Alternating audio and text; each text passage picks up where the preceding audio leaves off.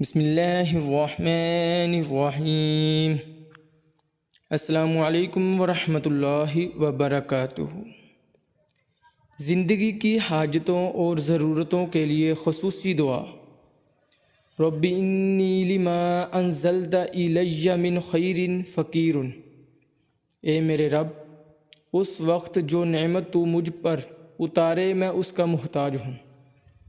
حضرت عبداللہ بن عباس رضی اللہ تعالیٰ عنہ فرماتے ہیں، حضرت موسیٰ علیہ السلام جب مصر سے نکلے تو ان کے پاس کھانے کو کوئی چیز نہ تھی۔ سبزیاں اور درختوں کے پتے کھا کر سفر طے کرتے رہے۔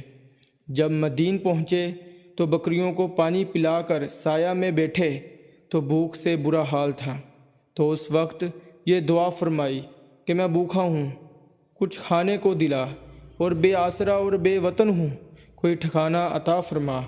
چنانچہ اللہ تعالیٰ نے دعا قبول فرمائی اور سارا بندوبست فرما دیا۔ سبحان اللہ۔